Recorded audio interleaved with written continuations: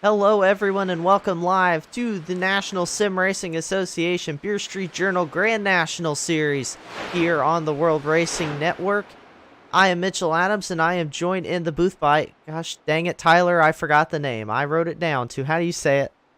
Tyler Belanger. Tyler Belanger here in the booth in the World Racing Network. I want to thank you for joining me this week. Tyler, I'm looking forward to having you here in the booth at Homestead, Miami Speedway for race number 2 of the NSRA Beer Street Journal Grand National Series. Daytona was a great one last week. We had Doug Milliner up in the booth, but I'm excited to have you joining me this week. I know you're looking forward to it. Homestead, Miami, you talked about it. A lot of different ways to approach this track, and it's probably going to put on a great race for us here tonight. Yeah, there should definitely be some multiple groove racing. I know just sitting here watching this practice, you got a lot of people running that high lane, but different drivers like different strategies. They can save those tires on the bottom or top. I'm super excited to be here, be part of the league. I thank you again for giving me the chance to do this. It's something I've wanted to do for a while, and I hope everybody enjoys me being a part of it. Yeah, like we said, looking forward to having you here as iRacing showed us some terrible camera here. We don't like that. Let's go to something else. That is the 98 of Jeremy Richmond out at the end of practice. Practice going to be ending very shortly here. Actually, it is over right now. Checkered flag in the air for practice here at Homestead. We are going to roll right into qualifying. Want to thank you all for tuning in here tonight as you see the sky go from night to probably sunset's what we're looking at right now in Homestead, Miami, in Florida. Some little racing simulator magic here is qualifying, getting underway, waiting to see some drivers out on track. I don't know what happened to that camera. It's messed up somehow. That's interesting. Here's the number 99 of Philip Scott. He's sitting on the end of pit road, not quite. There he goes. There goes Philip out for his laps. We'll see who else is on track here tonight. Philip had a good run last week at Daytona, looking to hopefully repeat that success here tonight. Someone who had a great run last week at Daytona, not out on track yet, is the 47 of Mike Tellier, who picked up the win in the season opener in the Beer Street Journal 300.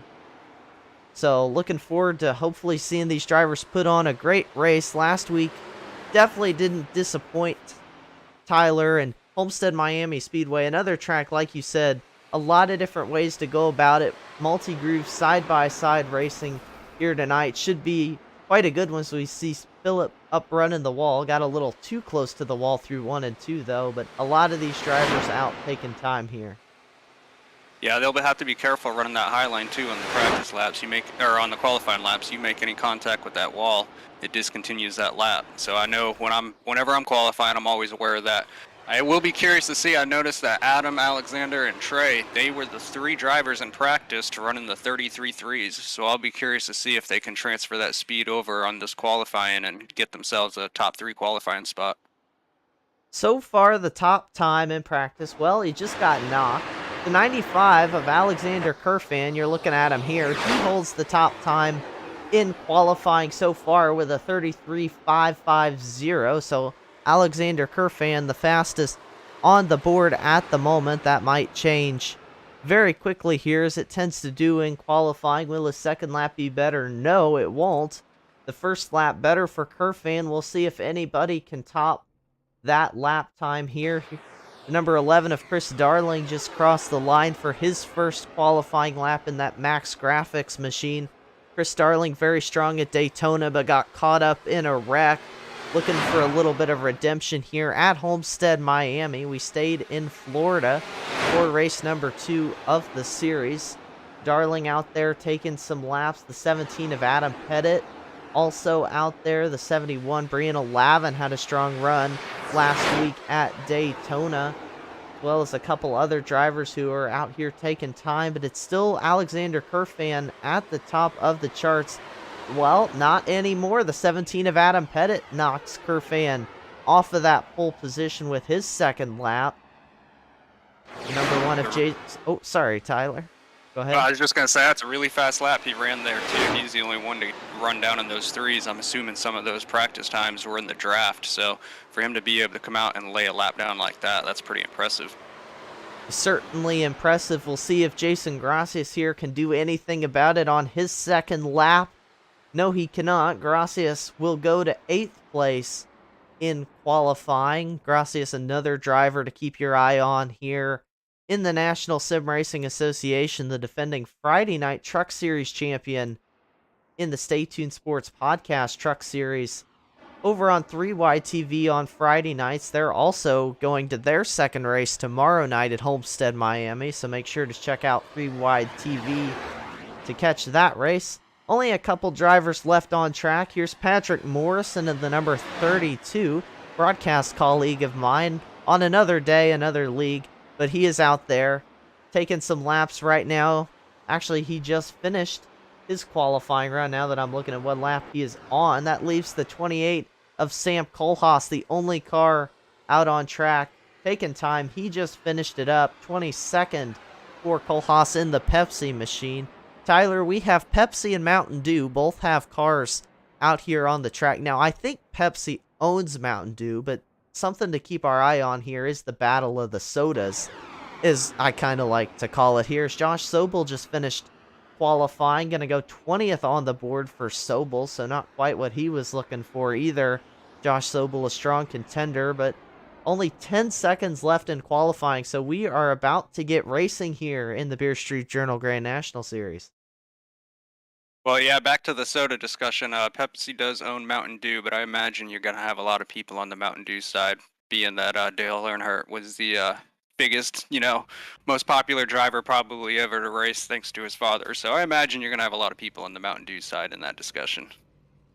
I personally, in the soda debate, people always debate Coca-Cola versus Pepsi. I myself am a Dr. Pepper fan. How about you, Tyler? I gotta roll with root beer. That's my favorite. Ah, a respectable choice. As root beers, the driver's getting gridded up here on pit road.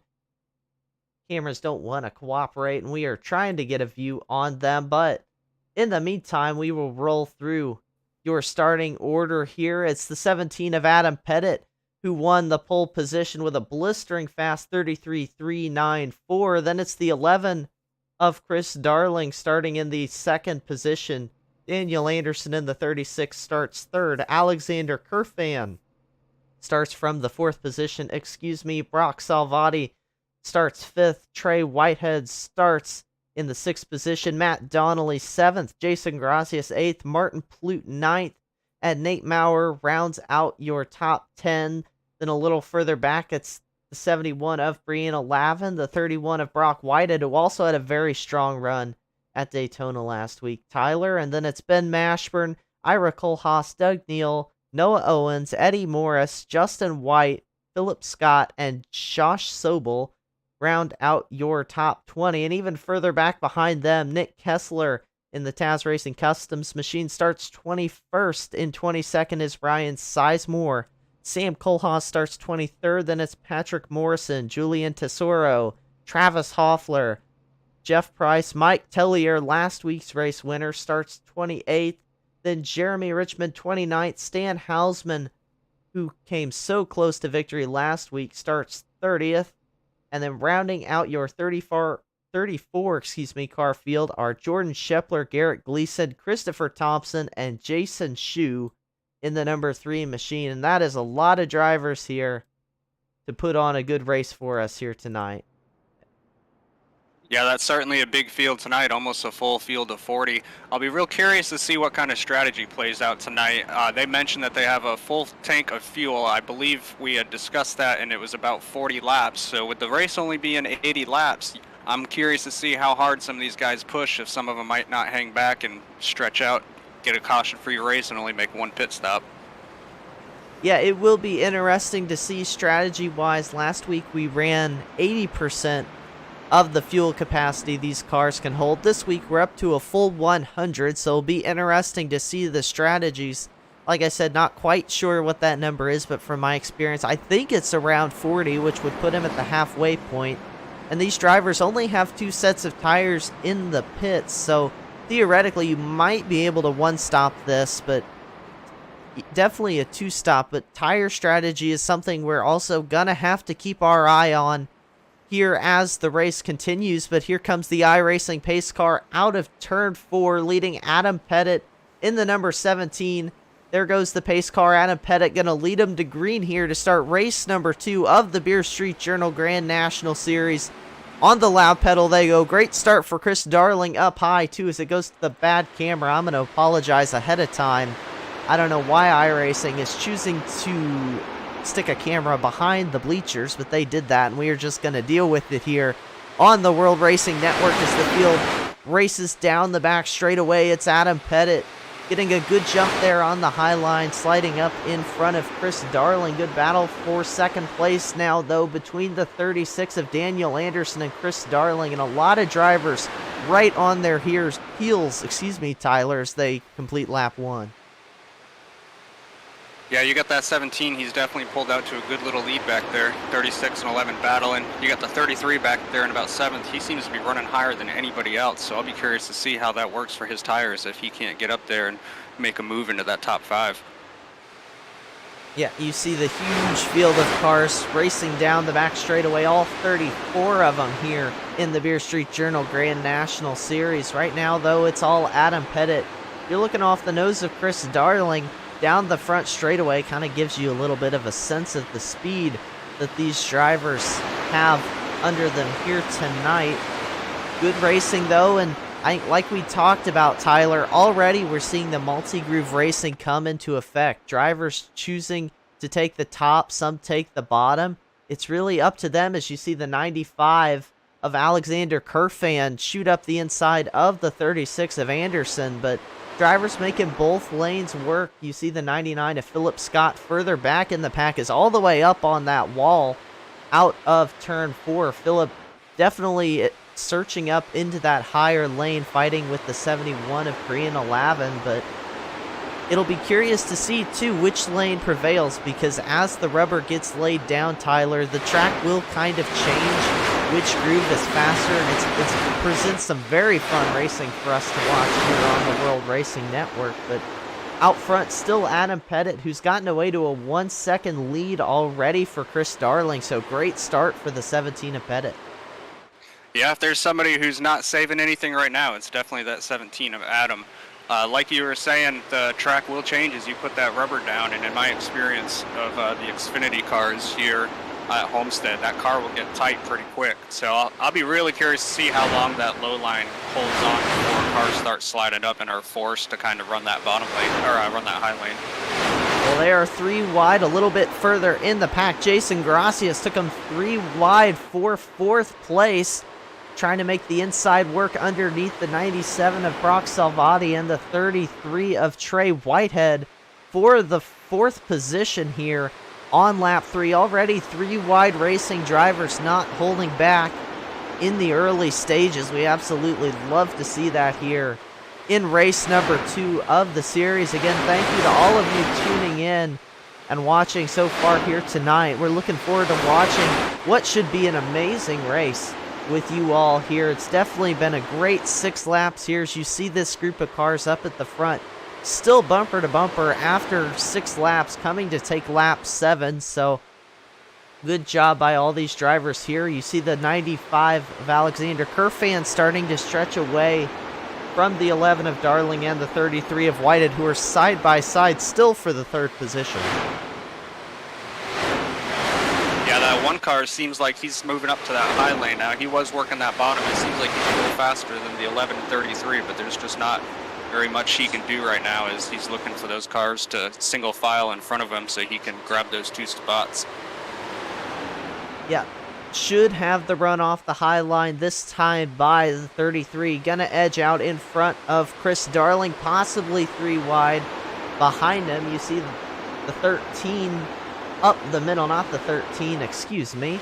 I picked the wrong car. 36 of Daniel Anderson getting taken almost 3 wide by Matt Donnelly and Brock Salvati, I believe, here, as those two are battling side by side a little further back. And here's a great example. They continue to do it. You see the 33 of Trey Whitehead all the way up on the wall, Jason Gracias all the way down on the white line, and they're maintaining the gap. So Homestead, Miami really turning into a driver's racetrack here. iRacing's done a great job working with this track. They redid it, rescanned it about a year or so ago. I don't remember exactly when that was, but it's turned into a great racing product. And obviously the National Sim Racing Association brought the Beer Street Journal Grand National Series here.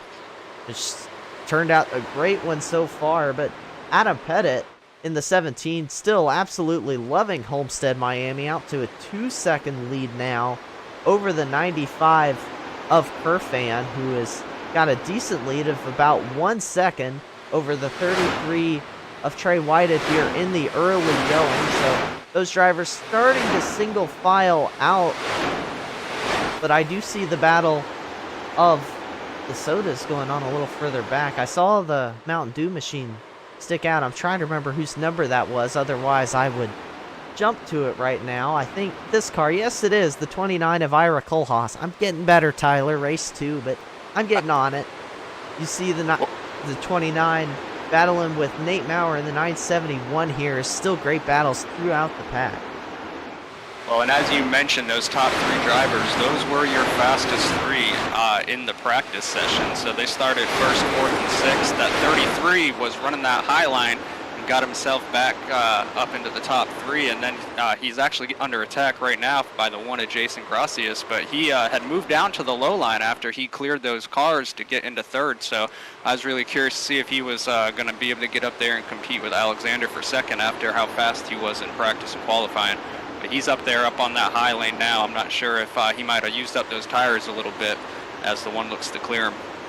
And Jason Gracias doing a good job getting up inside the 33, but we've seen the 33 of Whitehead using that high line, so he's comfortable up there. But Gracias gets a good run through the center of turns 3, coming out of turn 4, trying to slide up in front of the 33 of Whitehead. He's going to be able to do it, so give 3rd place to Jason Gracias for the time being.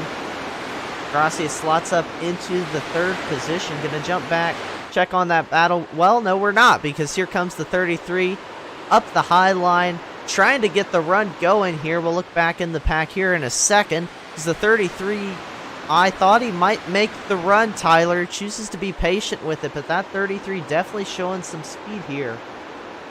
Yeah, that was probably the right decision there. He knows he's fast on that high line, which gives you quite the drive coming off the corner, but he lost that spot after he was using up that low line, so he probably thought hard about making a dive bomb move, knowing his car probably isn't sticking down there very good right now. Plus, it's early on in the race. We're only 14 laps in, so he's probably going to feel it out a little bit longer and see that get more aggressive later on in this race for sure. And we're looking on board right now with that number 33 of Trey Whitehead. Give you a little bit of an idea of the different lines they can take if he chooses to venture back up toward the wall. You see him running the inside there behind Jason Gracias in the number 1. We'll see what he does down into turn number 1. He's going to go low. Gracias going to run a little bit higher, but you can see the bounces and you can hear him getting off the throttle. These drivers definitely having to work it around this racetrack, and that will continue as the race goes on. It gets more difficult to manage those tires as they get older, and that is when we tend to see drivers really start to experiment with different lanes and try and find that speed as the run goes on. Let's check back in on the number 29, who was battling with the 31 of Brock Whitehead. Whitehead's dropped back a little bit. The battle now is between the 29 of Kohlhaas, and the 97 of Salvati. These two kind of settled it down for the time being. And this is also a good chance to go check on last week's race winner, Mike Tellier, in the number 47 machine. Mike running back in the 16th position in that Hello Kitty machine. So slow but steady progress for Mike Tellier. Started 28th up to 16th, so definitely not a bad start for the driver of that number 47, but he still has a lot of room to make up to go challenge for the lead. Yeah, he started back there in 28th, like you said. He did not qualify, so he definitely taken the conservative approach to tonight's race. He was a few tenths slower in practice, but like you said, he's up 12 spots right now. He's working his way methodically through the field as he looks to go under the 24 going into this turn. Yep, Mike Tellier making the move there, or trying to at least, on the 24 of Ben Mashburn, who also is another driver whose race got cut short as Mashburn got loose out of turn 4. Good save by the driver of that number 24, but unfortunately for him, going to lose a spot to Mike Tellier and another one to Josh Sobel there in the 75. So Ben Mashburn drops a couple spots there. Looking back up front, well, cut to the... This is a good little battle that's actually forming up here.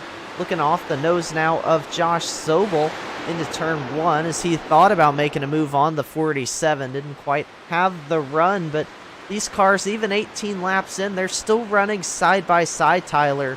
The tires obviously haven't gone away to the point where it's really coming down to a one groove race. As there's a beautiful shot of the bleachers, thank you iRacing, here on the World Racing Network. But they're running side by side, and these cars still as racy as they were, I feel like, looking since the drop of the green flag. A great battle back here with Stan Hausman in the bunch. I saw a couple other drivers also in this pack here fighting for, I believe, the 24th position. Stan in the Beer Street Journal machine leading a group of cars who are too wide still. I see Nick Kessler in the number 6 is in that mix. I believe Brianna Lavin in the 71. Yes, it is also in there, as well as, I believe, Eddie Morris, Doug Neal. So good battles for even back at the 20th position. So these drivers definitely not disappointing.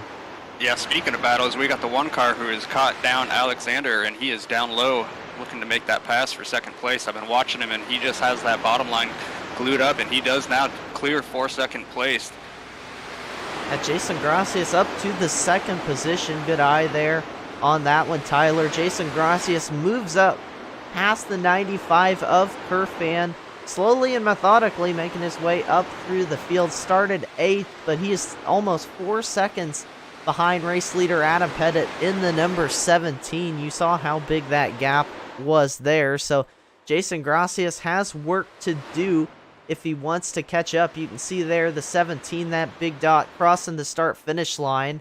And as iRacing cuts to the bleacher camera, you can see how big that gap is between the 1 and the 17. That's about 3 seconds now headed off into turn 1, but it definitely, 3 seconds sounds a lot smaller than it actually is on track.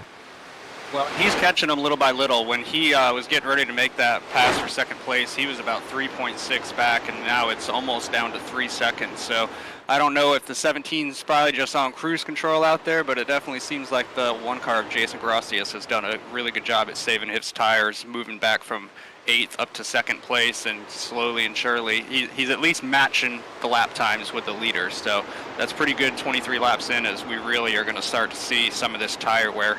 You were talking about those battles in the back. You got people that moved up maybe a little too quick and roasted their tires, and then you got people who saved them and are looking to move up through the field now as we get 23 laps into this run.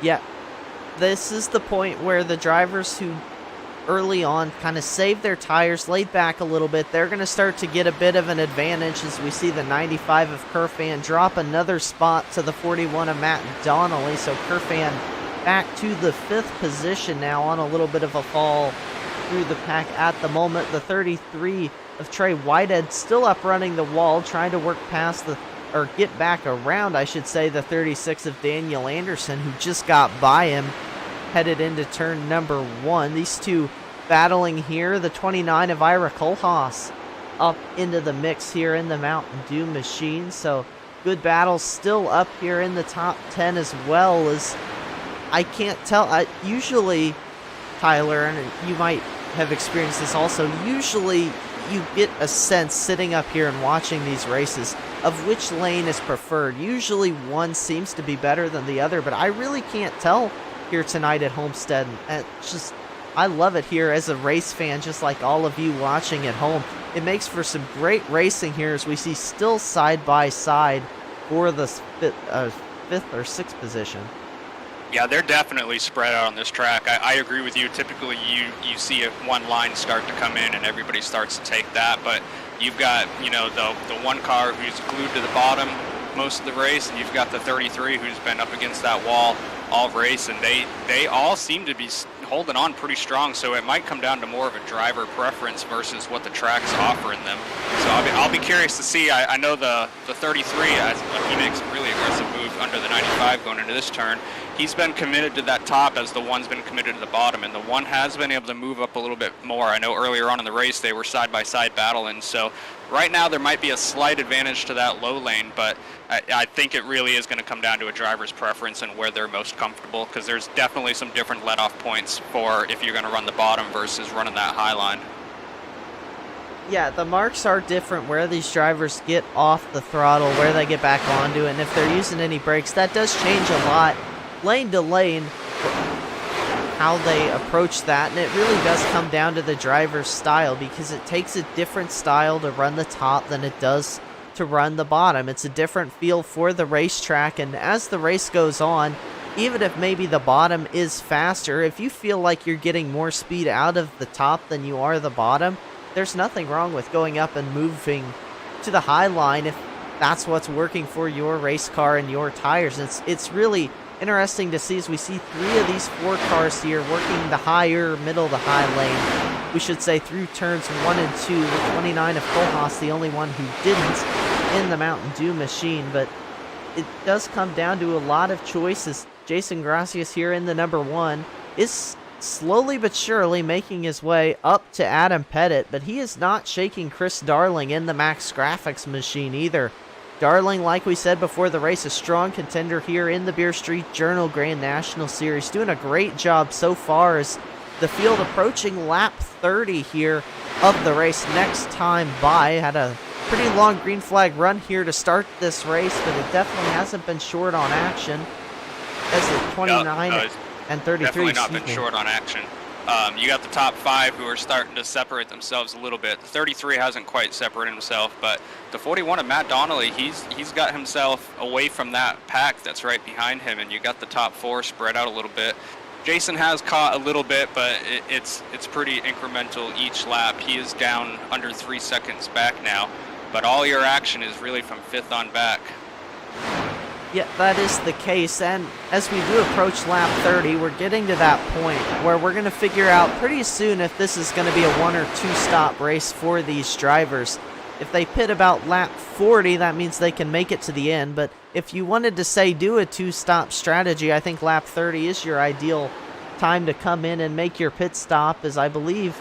No, I thought Doug Neal went into pit road. He did not go into pit road. He is still out on the racetrack. No, well...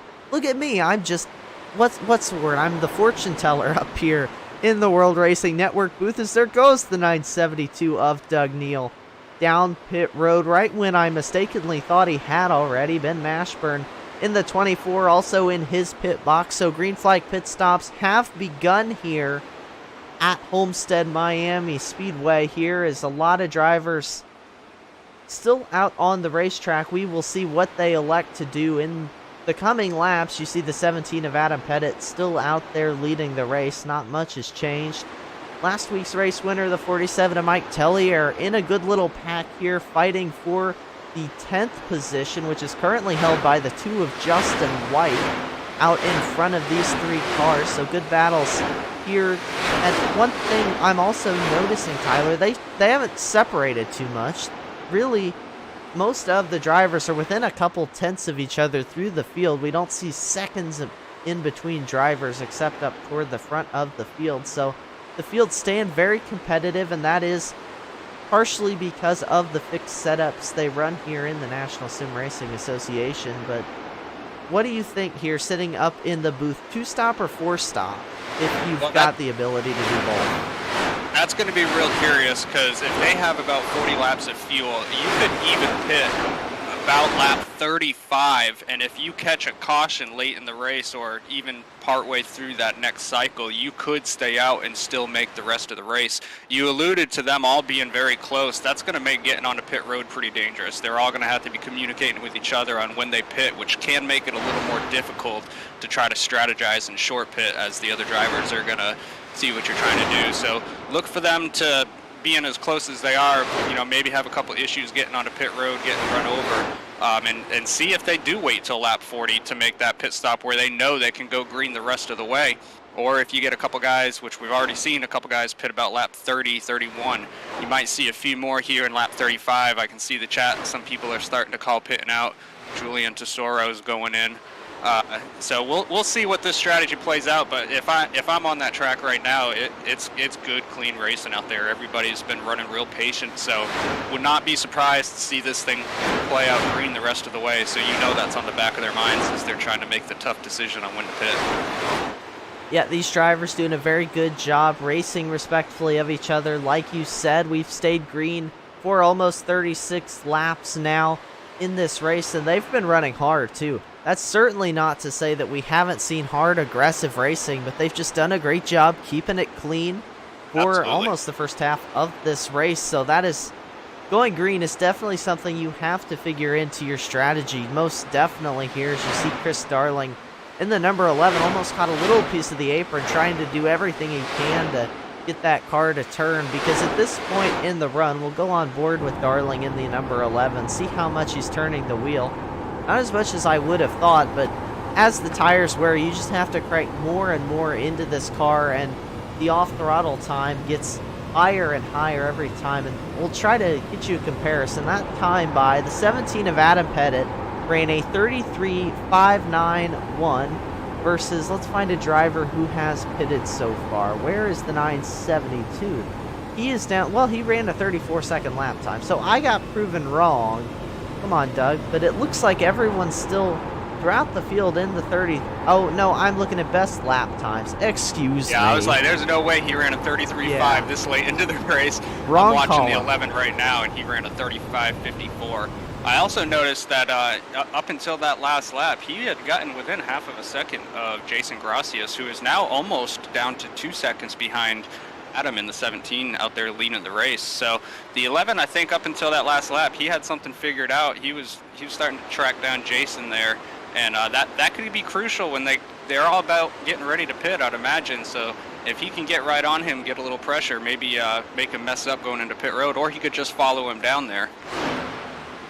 Yeah, I was about to unfairly give the 972 of Doug Neal a little bit of a hard time, because I was reading off the wrong column. He was over a second, about 1.3 seconds faster than your race leader Adam Pettit on those 4 fresh Goodyear tires this last time around. So about a second and a half a lap is what these leaders are losing here by staying out longer. But if you can stretch it halfway, pit at lap 40 and be guaranteed to make it the second half of the race, I would definitely do it. But I think possibly the strategy, Tyler, maybe they thought the window opened about lap 30 to make it to the end of the race, and that's why they came down pit road. We'll just have to wait and see. As the number 29 of Ira Kohlhaas down pit road, the 36 of Daniel Anderson, the 95 as well down pit road. Yeah, they're going to start coming down now. Yeah, it is lap 40. It's that halfway point. You're exactly right. So I expect to see most of them now come down pit road. We'll see if there's anybody that chooses to gamble and stay out an extra couple laps here. So 17 not going to go down pit road. Jason Gracias also staying out. Chris Darling stays out. Matt Donnelly in the 41 down pit road. Justin White stays out. There was the 7 of Garrett Gleason. Haven't talked about Gleason. Had a strong car last week, got taken out in a wreck though. Garrett Gleason running currently 19th, 1 lap down. So he is though. No, I take it back. He is not in position for the Brookstone Animal Hospital Lucky Dog Award. If we were to get a caution, we would get to hand this Lucky Dog Award out. But we have yet to do that here as the field hits the halfway point. We've been green the entire time, which is something you love to see. Meanwhile, though, Adam Pettit down pit road for his stop, but Gracias and Darling continue to stay out on track. Yeah, and those guys that all pitted early around lap 30, they're definitely wanting to see a caution towards the end of this race. They obviously wanted to see the rest of the cycle go without a caution. That way they would not end up trapped a lap down, but they definitely will not have enough to make it to the end of this race. So they're definitely going to hope for a caution before the end of this one, as the 11 and the 1 both are coming down pit road right now together. So we'll see who might get a little bit of an advantage on entry and exit, and if that 11 can make up any ground during this pit cycle. We will have to see where things shake out here. It'll be interesting with the gaps in when all these drivers pitted. I think it's going to turn into some very interesting strategy, but not everyone down pit road yet. Josh Sobel in the 75 continues to stay on track in his machine. So has last week's race winner, Mike Floppy Tellier, in the Hello Kitty car. He is right behind Sobel and still out on the racetrack. These two, the only drivers who have yet to come down and make their pit stops, and they will continue to stay out. Currently running 1-2, but of the drivers who have pitted, this is a little bit interesting. I believe Jason... that's very curious why they decided to stay out there. I will be really curious, though, now that the 1 and the 11 are back on the track. The 17, who was leading the race, Adam Pettit, he pitted a lap before them, and he was only 2.2 seconds ahead of the one of Jason Gracias. So as this cycles out, I'll be curious to see how much that one lap made a difference for him. Yeah, we will have to wait and see, and timing and scoring will update the next time by they cross. The next time by when they cross the start-finish line, I should say, as the 47 and 95 or 75 in a gaggle of cars here on the racetrack. Philip Scott in the 99 also still hasn't made his pit stop, and he is on the lead lap, so I do want to make that correction. Jason Shu here also showing up, running fourth on the lead lap, the 28 of Sam Kohlhaas. Haven't talked about the other battle of the sodas machine much tonight. The Pepsi machine of Sam Kohlhaas runs fifth, has yet to pit. Then it is the 17 of Adam Pettit, who will theoretically reassume the race lead once all these drivers cycle through on pit road. Then it's the 33 of Trey Whitehead running right behind Pettit. Then it's Ben Mashburn, then Jason Gracia. So a couple drivers have gotten themselves up in this battle. I take it back. Ben Mashburn obviously not there because the one of Jason Gracias is looking out the back of the 33, but this all really doesn't make much of a difference if we were to get a caution while the leaders stay out, and there goes the 75. I was just going to ask you, what do you think the strategy is of those guys up front who haven't been pit yet? Do you think they were trying to hope for a caution and pin a bunch of these guys a lap down, or what do you think was going through their minds to stay out this much longer than everybody else? I say that really has to be the strategy. There's not much reason to stay out this long if you're not trying to pin the field one lap down, and Philip Scott continues to do it out on the racetrack in the 99 machine. So is Jason Shu, who's very slow down on the apron. He might be out of fuel down the back straightaway. Doesn't look like the case, actually, as Shu's carrying quite a bit of speed still through 3 and 4, but one thing that I think this did clear up is those drivers who pitted earlier, I do think they can make it to the end on fuel. So the 972 of Neal still runs 20th, so didn't gain too many positions, but I do think they were still one stop. They just chose to make that one stop earlier than your leaders did. Well, and I saw the 17 is about 3 seconds ahead of Jason Gracias, who was right behind him before they decided to both pit. So he gained only about 0.8 of a second on that, which surprised me. I'm wondering if he might have got caught up in a little bit of, not lap traffic, but cars on slower older tires after he came out of the pits, because I was expecting him to gain more of like a second and a half, maybe 2 seconds. So I'm curious to see, or to know, maybe he got caught behind some people or took it a little conservative coming into pit road or leaving pit road. Yeah, it's very interesting because the pit entry is so important, kind of like you were talking about here on this racetrack, and it's really allowed Pettit to get a decent gap over Gracia. So definitely the 17 seemed to execute not much better. They're still about 2-3 seconds apart, but just seemed to have the 3 car coming into pits now from second place. He was really struggling on that last lap, so he's coming in now, allowing the 17 of Adam back into second. So now we just have 1 car, the 99, who is not pit yet. This is a really interesting strategy, because even if he does catch that caution, he's going to have to pit and everybody's going to go by him. So he's going to lose a lot of track position regardless of how this plays out. So I'll be curious to see how he tries to rebound from this strategy.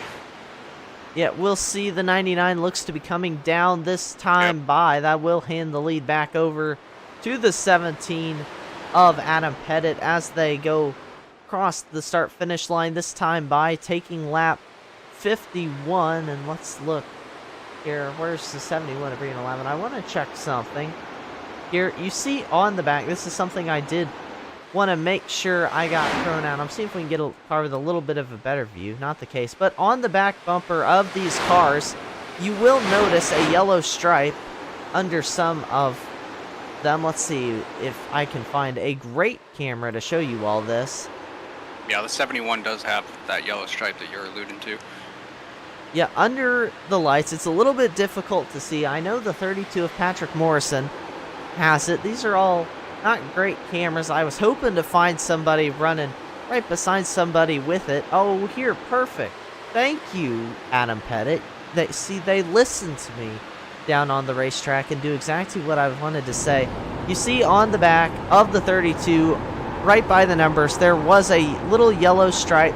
That indicates that they are a rookie in this series. And Tyler, there's a lot to race for the rookies in the Beer Street Journal Grand National Series. They are racing for, sponsored by Beer Street Journal, a $100 prize to the highest finishing in the points rookie this season. And here's a great battle between Brianna Lavin and the 32 of Patrick Morrison, two drivers who are contending for that best rookie award this season. So that is something we are definitely going to be keeping you all updated on throughout the season. As a $100 paycheck, that is certainly not a bad payday or bad season whatsoever here. No, that would definitely buy you a good package of tracks to apply to your future seasons, that's for sure.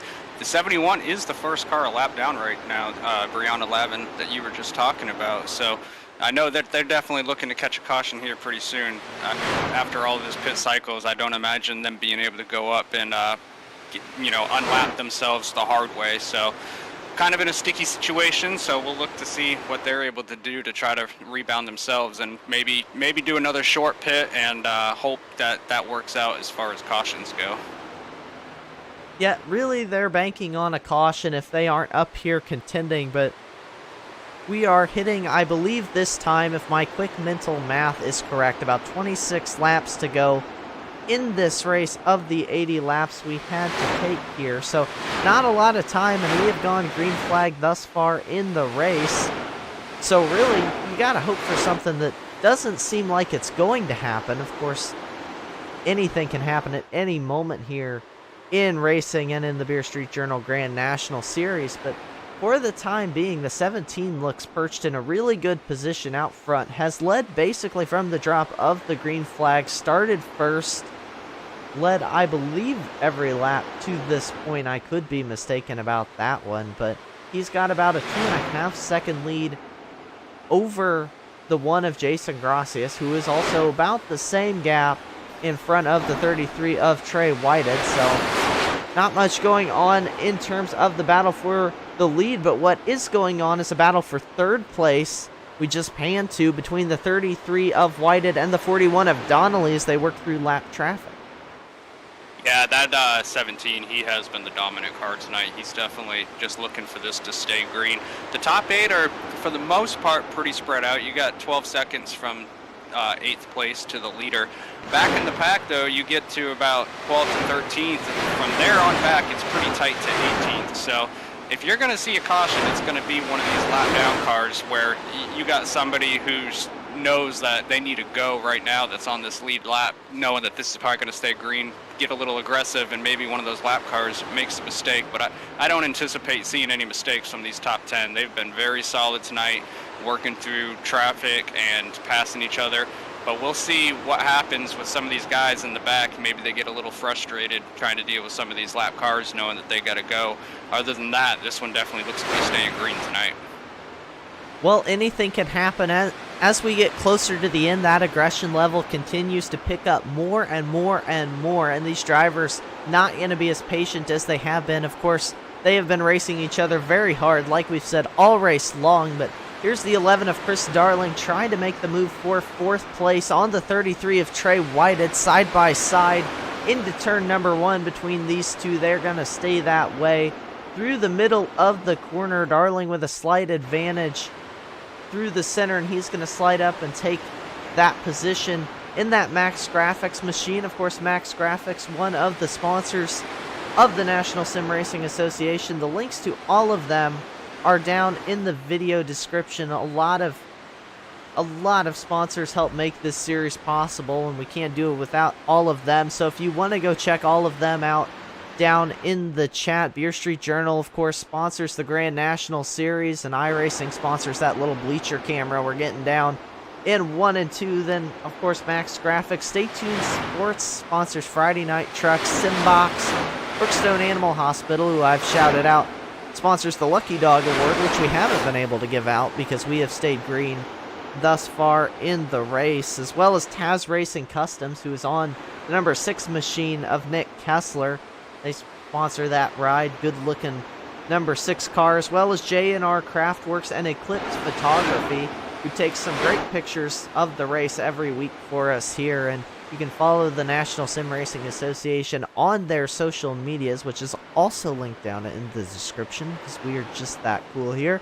And you can see those pictures after the race. So that's my sponsor read, Tyler, for the night. That's one important thing. We can't forget to thank all the people that help make this series possible. Absolutely. Love having them and looking forward to keeping them on board. I noticed that 11 car of Christopher Darlin, I believe before the pit cycle happened, he was sitting in 3rd place, and he had to make a couple passes to get back up to 4th. So he had lost a little bit of time. He did just clear the 33. I'll be really curious also to see what Trey Whitehead in the 33 does, because at the start of the race, he was fast for about 10 laps, and then it seemed like he fell off for 10 and then came back strong at the end of the run. So maybe he's kind of doing the same thing with his tires up there on that high lane, where he's at that point right now where he's losing a little bit of ground but makes it back up at the end of the run here at the end of the race. Yeah, Darling seems to have a long run car, at least on this run, as he's battling with the 41 of Donnelly, trying to get back into the 3rd position, which is where he was running before the round of pit stops. But he has fallen back significantly, 7.5, almost 8 seconds back from race leader Adam Pettit, who is starting. There's a glimmer of hope for Jason Gracias in the 1. I don't want to give him the commentator's curse, but I'll pull up the little lap time graphic here. Yeah, Gracias, you read my mind. I was looking at the times, and he's now down to 1.7. It doesn't look like they're dealing with too much lap traffic, but as I watch the 17, it does seem like he's having a little bit of trouble keeping that car down on that white line. So look for that to play a role. They're 64 laps into this race, only about 17 to go. And if he keeps ticking off, you know, a tenth a lap, that's the 1.7, that's 17 laps. So this could get interesting here at the end. Jason Gracias does still have time, not a lot of time. 17 laps will go by quickly here, but he does have time if he can start putting some solid laps down to possibly make up that gap. Last time by, though, only about 2/100ths faster was Adam Pettit than Jason, or 2/100ths slower, excuse me, was Adam Pettit. So that definitely not going to be enough if Gracias wants to get up here and challenge for this race win. But like you said, it's not over till it's over. A lot can happen, and Jason Gracias definitely does have a fast machine here under his belt here tonight if he can hopefully try and find some more speed. But I think this last time by, we'll get the graphic, he lost a little bit of time to the leader Pettit. They're pretty much matching lap times right now, and unfortunately for Jason, there is not a lot of lap traffic out here in front of Adam. I just took a look. There's 17 cars on the lead lap right now. Brock Whitehead being the last one in the 31, and he just coming out of 4 now. And you got Adam Pettit, who's just now coming out of 4. So there's not a lot of cars in front of him to really make this interesting. The whole field's pretty spread out across the track. So unless Jason catches a caution or really figures something out, he's probably looking at a 2nd place finish, which is nothing to be upset over. He's ran a great race starting 8th. He's moved himself up to 2nd. So that would be pretty impressive, making up all that ground on an entire race going green. No, that's definitely something to hang your hat on, but we'll see. He's now 2 seconds back, so Adam pulled away those last couple laps, but lap traffic's not really looking to make a difference. So you know he's either going to be really happy with 2nd or he's really praying for a caution right now. Yeah, I have to imagine with the way it's going, he would like to see a caution, of course. That does present the possibility of, say, Chris Darling, Matt Donnelly, Ira Kloss, or any of those other drivers getting up and taking away second. So that can go both ways. If you're any of those other drivers, you would love to see a caution right now. But I just flashed him on screen. I'll flash him on screen again. That's the 47 of Mike Tellier, last week's winner. Came into tonight the points winner. Had a kind of quiet night for us here. Started 28th, is up to 11th place. So certainly not a bad night for Tellier. And want to look out in the chat as well. Since we're getting into the closing stage, we have Birds Drink saying, let's go Sizemore Motorsports. Stella Stellar, Tyler Talion. Email out in the chat, Stay Tuned Sports. Glad to have Stay Tuned Sports and Jimbo watching here tonight. Thank you all of you for joining us out in the chat as we get into the late stages.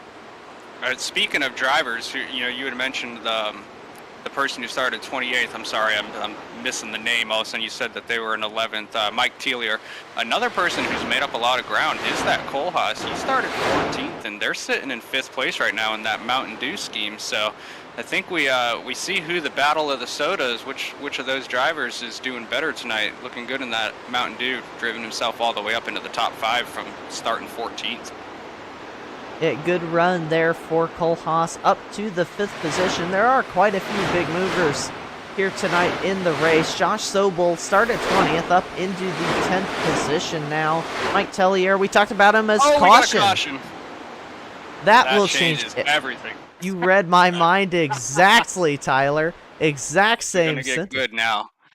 Yes, we're going to have to go back and find what happened here to bring out this caution on our World Racing Network replay. And looking at it, I believe, headed off into turn 1, we will get a look at it.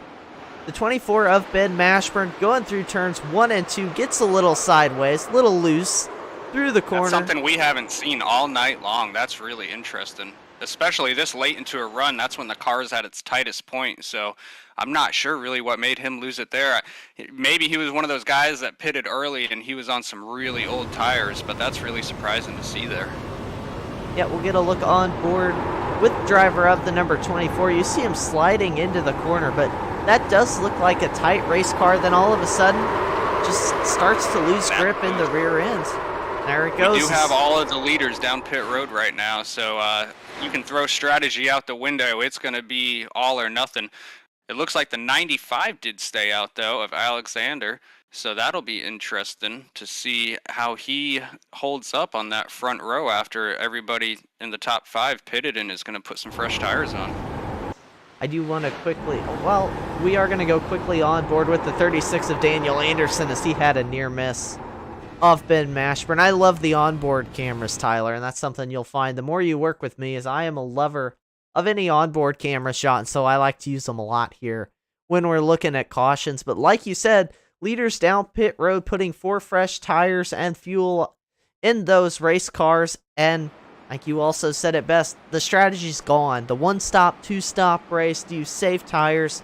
All that's gone, and it is going to be probably about a 5 or 6 lap shootout for the race win here in the Beer Street Journal Grand National Series. So really completely changing this race for us here. Well, you know what they say, cautions breed cautions. And, it looks like the 95 is coming down pit road this time now. That's really surprising to me, because I was going to see where Adam came out to get an idea of how many people stayed out. So I'm not sure what Alexander's doing here. Maybe he just he realized pit lane was open too late and actually missed it. But I believe being the lead on a lead lap car, if you don't pit the first time and you pit the second time, that's a tail end penalty, if I remember right. I am not quite sure about that one off the top of my head. Something we will keep our eye on here. I think while we've got a second, let's see if I can find a driver for us to talk to here as we get into the closing stages of this race. Let's drag in the driver who's been running right behind that 17 most of this race, Jason Gracias. This is Mitchell Adams in the booth. You got a copy? Hey, Mitchell, what's up? Well, not much for us up here. We've been watching the great race you all have been putting on, but coming to a late race restart here, what are you thinking are your chances to go grab this race win? I don't know. Let's hope it sticks. Send it in there. I hope it sticks. Hopefully, I watch a lot of dirt racing lately, so hopefully I know how to do a slide job here. Yeah, we're I wishing. might ask a quick question too myself. Go ahead. I noticed that the 17 has been running the low line, Jason, which is what you seem to be running too. Are you interested at all in getting up on that high line to try to make this pass to win the race at the end? The nice thing about Homestead is it's multi-groove, so depending on how old your tires are or how fresh your tires are, any groove can work. So wherever he's not, I'm going to go. So we'll see. We'll see where I go. Well, we see Best you of all. luck to you, man. Thank you. Thank you. Yeah, we'll let you go because we see you all getting ready to go green flag, trying to drag you up into your channel. Here, I'm working on it here, but good luck again, Jason. Appreciate it. Thanks, guys. Yeah, that was Jason Gracias, driver of the #1 machine, as I am desperately searching to put him back in his correct voice channel. There he goes. He's back. Broadcaster struggling here in the going, but we got Jason all settled out. And again, great chance for us to talk to some drivers here. Jason Gracias running second right now. Has been there most of the race, but right now he has to just run 6 great laps. All he has to pass is the number 17 of Pettit, but we've seen all night long that's definitely going to be a tough task. Yeah, absolutely, and you're going to see people get really aggressive here. I'm looking at that 33. He's sitting 6th place, 3rd row back. He has been running that high line all night, so maybe look for him to make some aggressive move where everybody else is trying to run the low lane. He might run that high lane and make something interesting here. Yep, green flag is back in the air. The 17 of Adam Pettit with a very good start. Good start for Chris Darling as well in the number 11. Darling going to get up almost into the 2nd position, but Jason Gracias fighting back in the outside lane as the field races down the back straightaway, side by side for 2nd place, and Adam Pettit loving what he's seeing behind him right now. Yeah, he needs the 17 is absolutely loving what he sees. The 11 and 1 need to figure out what they're doing pretty quick if they want any chance of catching that 17, because they're just going to drag each other down. Now you see the 1 car has cleared him. Look for him to get really aggressive and try to get his bumper on or his nose on the bumper of that 17. Jason Gracias choosing to use that high line, good side by side as well for the 3rd position between the 4th position between Ira Kohlhaas and Matt Donnelly. You see these two going at it quite a bit here as we will continue to watch this one. But up front, the 1 has caught the 17. Jason Gracias right on the bumper of Adam Pettit. What is he going to do in this position? He has about 4 laps to figure it out here. Is right on the bumper of the 17 into the corner. Well, and he caught him using that high lane, which we have not really seen the 1 car do all night long. So let's see if he gets noticed by the 17 of running that high lane, and maybe the 17 moves up, but he is all over him, as now he does get to his outside going into this turn to see if he can stay side by side on the exit. Jason Gracias has been using the high line since the drop of the green flag, trying to make it work, but that was a good corner for Pettit. We'll see if Gracias can get the run back to his bumper, and don't sleep on Chris Darling in the 11.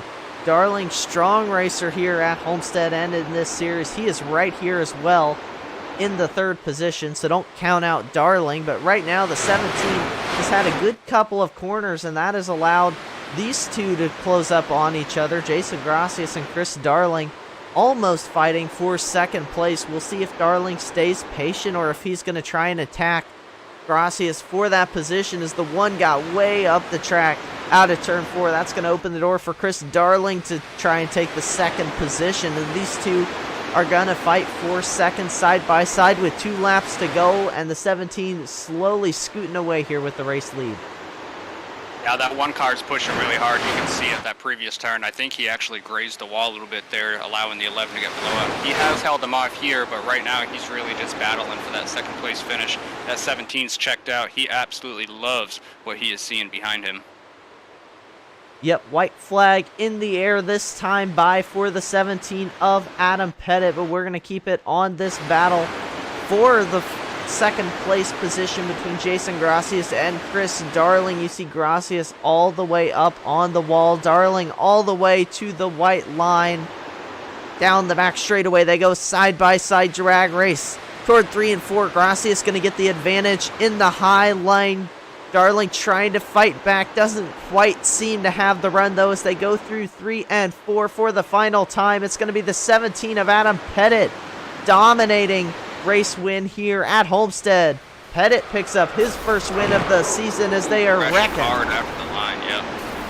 I'm not sure if the 11 car just didn't like how the 1 blocked him a little bit in that last turn, but he checked the 1 and put himself into the wall hard. Big crash behind them. Yep, big wreck. A lot of cars caught up in this one. We'll go take a look back at what happened there. Headed to the start-finish line, but Adam Pettit had the pressure on him on that final restart, was able to keep the speed up, avoided too much of a battle between those two, and really it was the fight for second place that really secured the win for Adam Pettit. As we're going to look coming to the line here between Jason Gracias and Chris Darling. What happened? You see Darling go to the inside. Gracias blocks. I don't know. I rewatched it. The 1 car actually was the aggressor there. He hit the 11 pretty hard after the start-finish line. I don't know if that was out of frustration or if they're just, good friends and the end of the race, whatever happens, happens.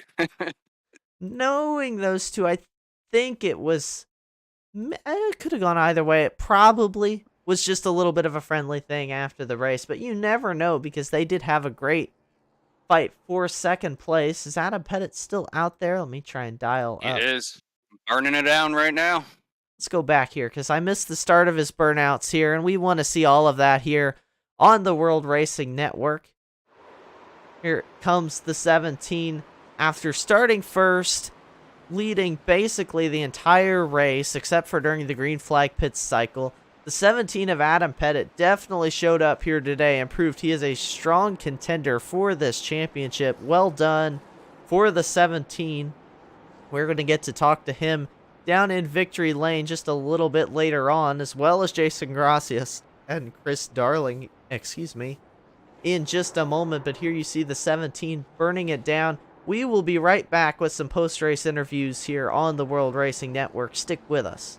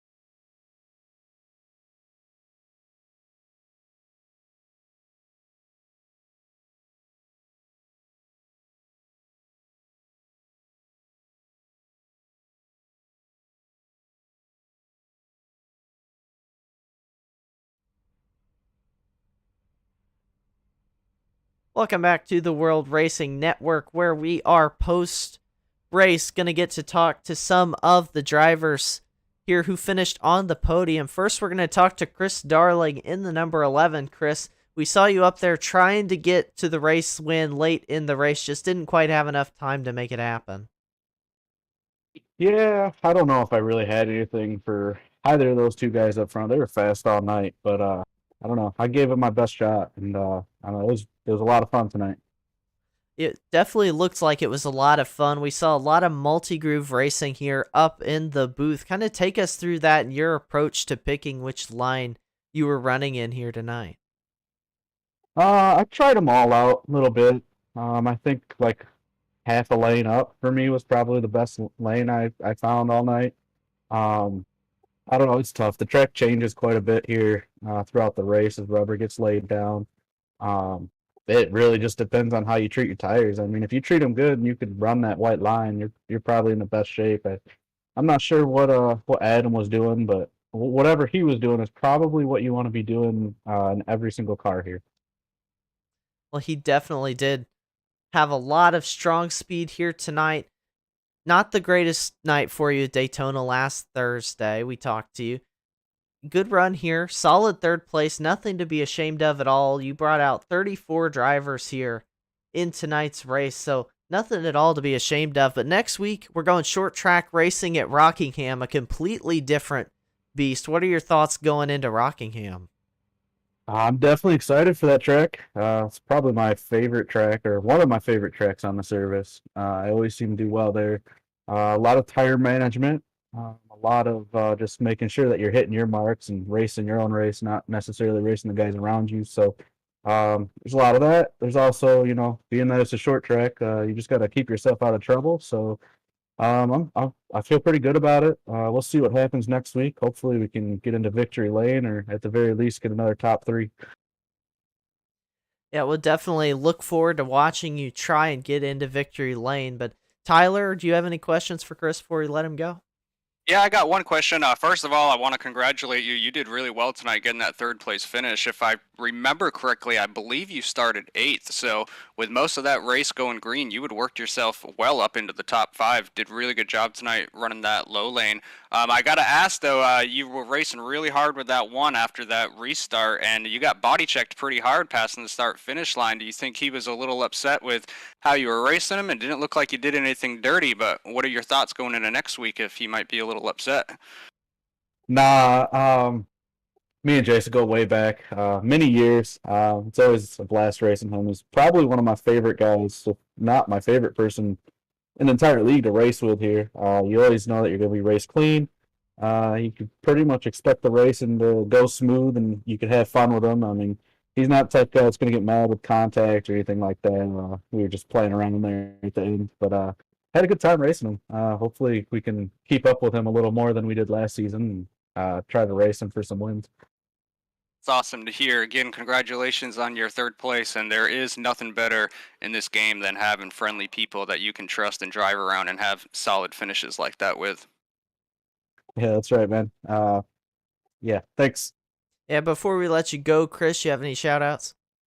I want to give a huge shout out to Taz Racing Customs. Don't have him on my car this week. Was planning to. Had a long week of power outages here. Definitely want to give a shout out to Bear Street Journal for sponsoring this whole thing.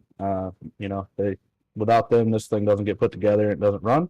I want to thank you guys up in the booth. Everybody on track that showed up and raced. It was a super clean race. So I'm really happy with that. Got to give a big shout out to Justin White for putting this thing together and helping run it. And that's really it. I just want to thank everybody involved.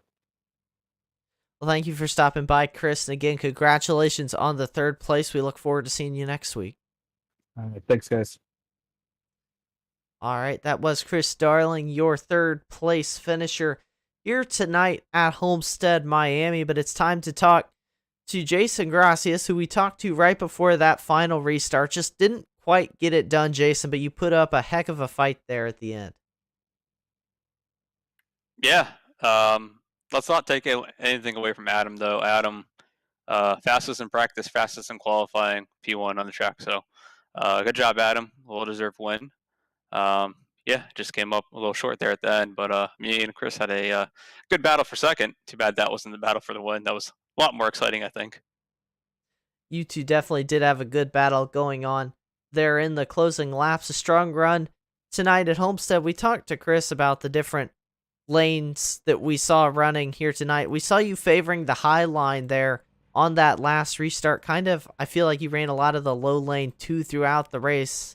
How'd you go about picking and choosing where you ran? I'll ask you the same question I asked him.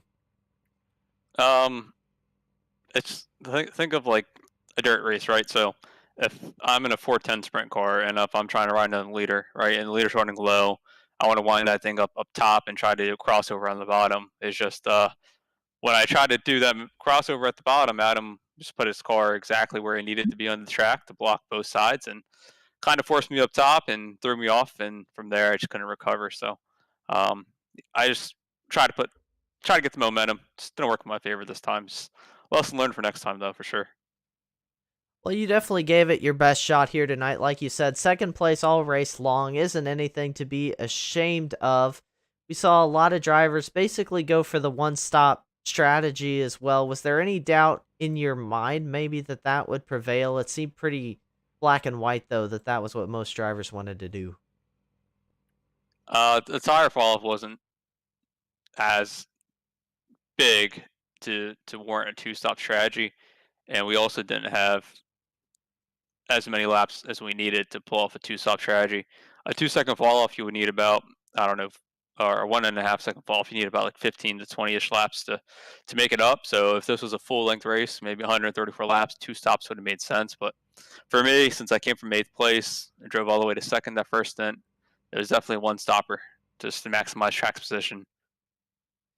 Like we said, definitely worked out for you. Tyler, do you have any questions for Jason, though? Just a little curious. I know we had talked to you before that final restart, and you were gonna go wherever you said that he wasn't going. It did look like you had a really good chance there. I know on the restart you didn't quite get the start that you wanted and fell back and had to fight 3rd place there for a second. But what was going through your mind when you did catch him and you got to his bumper and were attempting to make a move there? What was going through your mind to try to complete that pass?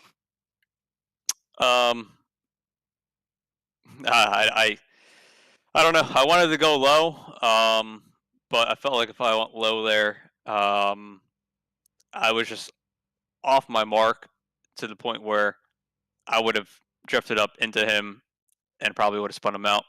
I didn't pack the car with fuel that run, try to lighten up the car. That wasn't the move, because after that move didn't work, the car just got super tight behind him in that dirty air. So I had one shot there, I blew it. I tried to wind it up again, and I just couldn't get back to him. I felt like between the car being too tight and maybe burning some tires, it wasn't really, my plan didn't work, essentially. Well, Well, Jason. either way, sorry, go ahead. You go ahead, Tyler. I was just gonna say, either way, you did fantastic tonight. Like you said, you came from 8th place to get up there and get a chance to battle for the lead there in those closing laps. So nothing to be upset about finishing 2nd place, and I wish you the best of luck going into next week, man. Yeah, thanks, guys. And before we let you go, do you have any shout outs you want to give Jason? Yeah. Anyone who wants to come to Applebee's, me and Chris are going to go over there for some 2 for 22 action. But no, I'm just kidding. I gave him a friendly little bump, got him to the wall at the end. I guess I didn't know there was points for having a 0x, so I kind of shot us in the foot there. So apologize to Chris for sure for that one. But just thanks to the admin team here for making this league possible. Thanks to Stan Houseman and Beer Street Journal for coming on to be title sponsor for the season. If you guys need any beer reviews or beer suggestions, go check out beerstreetjournal.com.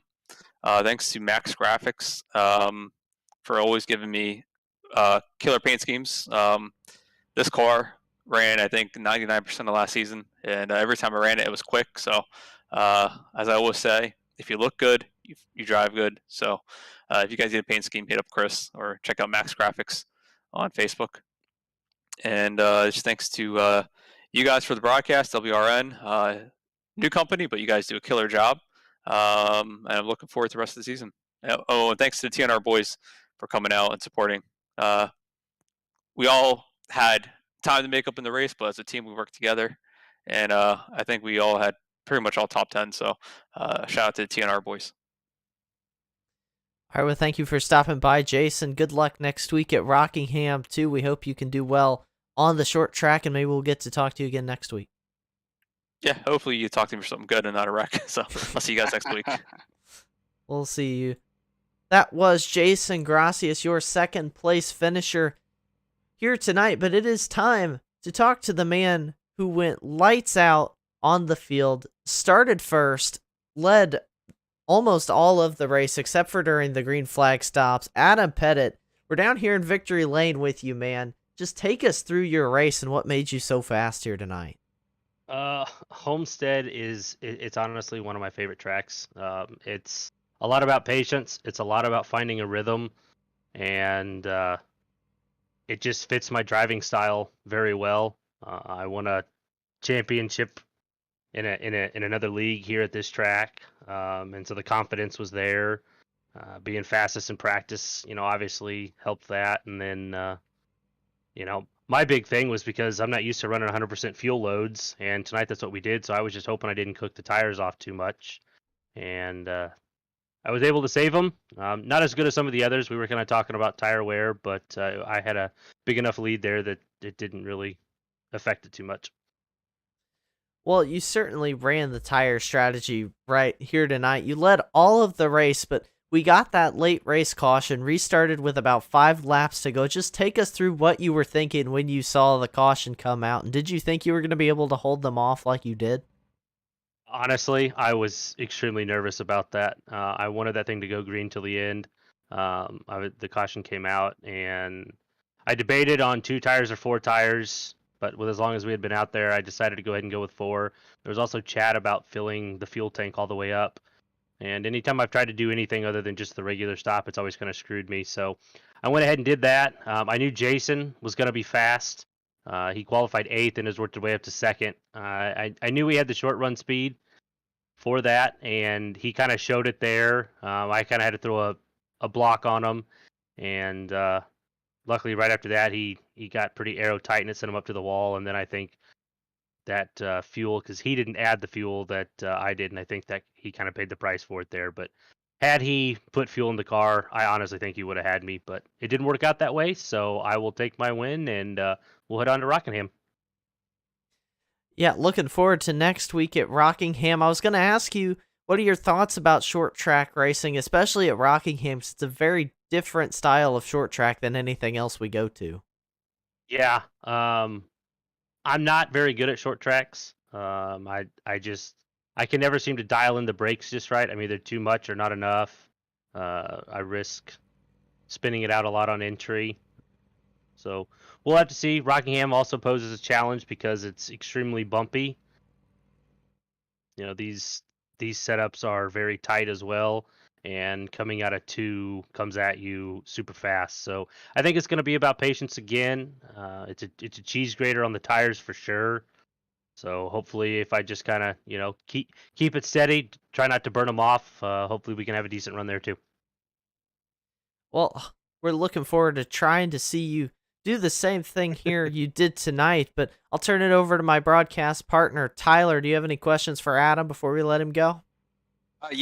First of all, congratulations, man. You absolutely dominated from the drop of practice through qualifying through the race. You were the car to beat. I did want to get a little more detail from you, though, on that late race restart that you guys had, because you jumped out off the restart. You had a fantastic start and actually gapped 2nd place and 3rd place, and they were battling pretty bit. So I imagine you went through a little bit of range of emotions where they were battling. You probably thought you had it in the clear, and then that one car, he caught you quick. I'm just curious what was going through your mind when all of a sudden he was on your bumper there, what you thought you had to do to hold him off. Yeah, like I said, this track's definitely about rhythm, and we had 70 laps of green flag racing, so I was, kind of taking it easy, and I wasn't in the rhythm of, how to drive it fast. I know this probably sounds crazy, but I almost forgot how to set the fast lap, like I did in practice there in qualifying, because I wasn't used to doing that. So I was extremely nervous about that. Race with Jason, last year towards the end, and he's extremely fast. But like I said, I think his fuel thing kind of bit him in the butt there. But I was definitely nervous. No, that I actually really like the point that you made there, because I don't think many people realize that when you're running so many laps on old tires, your let-off points and everything are completely different. So to only have 5 laps there at the end to hit your marks perfectly, that can be really difficult when you've run 20, 30 laps at a completely different pace. So I appreciate you going into detail for that. And again, man, congratulations. That was a dominating win tonight. Thanks, Tyler. I appreciate it, man. All right, again, thank you for stopping by and taking a moment out of your victory lane celebration to talk to us, Adam, but give you a chance to help or give you a chance to shout out, all those people who helped you get into victory lane here tonight. Yeah, I'd like to thank AEC, anything EC stands for anything East Coast. They sell car detailing products, soaps, leather repair stuff, washes, waxes, all that kind of stuff to work on your car. So go, check out anythingec.com. Car Candy, they make some great products. Next Diag, the leather repair company, and I'd really like to thank Max Graphics as well. I got into this league because of Stan Houseman, and I didn't really have a team, and it's kind of nice to have people to talk strategy with and whatnot. So big shout out to those guys over there as well tonight. I thank you for stopping by at it again, Adam, again, and congratulations on the win. We look forward to seeing you next week, but we'll let you go celebrate now. Well, thank you guys. I appreciate it. Sir. That was race winner Adam Pettit here tonight, who dominated race number 2 of the Beer Street Journal Grand National Series at Homestead, Miami. He definitely did all he needed to do here, Tyler, but I'll go ahead and run it through your finishing order here tonight in the Beer Street Journal Grand National Series. We talked to your top 3, Adam Pettit, Jason Gracias, and Chris Darling, who finished 1, 2, 3, but behind them, it was the 41 of Matt Donnelly finishing in the 4th position. 5th was Ira Kohlhaas. 6th place was the 33 of Trey Whitehead. 7th, Mike Tellier, last week's race winner, went from 28th to 7th, so definitely not a bad run for Mike Floppy Tellier in the 47 machine. Then it was Josh Sobel, went from 20th to 8th, finishing in the 8th position. Nate Maurer finished 9th. Rounding out the top 10 was Daniel Anderson. Then at 11th, it was Alexander Kerfan. 12th was Stan Hausman in the Beer Street Journal machine. 13th was Martin Plute. 14th was Brock Salvati. 15th, Jeremy Richmond. 16th was Brock Whitehead. 17th was Nick Kessler. 18th, Justin White. 19th, Jeff Price. Then it was Jason Shue finishing in the 20th position. Jordan Shepler was the last car on the lead lap in 21st. Then it was Brianna Lavin finishing 22nd. The 92 of Julian Tesoro finished 23rd. Sam Kohlhaas finished 24th. The 972 Simbox machine of Doug Neal finishes 25th. Christopher Thompson finished 26th. Noah Owens 27th. Ben Mashburn 28th. Eddie Morris 29th. Patrick Morrison in the 32 rounded out the field in 30th. And Ryan Sizemore finished 31st. Philip Scott 32nd. 33rd was Travis Hoffler, and rounding out your 34 car field here tonight was Garrett Gleason in the number 7 machine. Tyler, 34 cars on track again.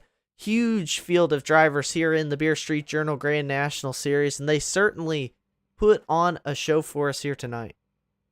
Yeah, they absolutely did. It was a ton of fun to call that race. A lot of good, clean, patient racing. It's always fun to see those long green flag races turn out. Did catch that late race caution like we thought might happen, but we'll see what happens next week at Rockingham, man.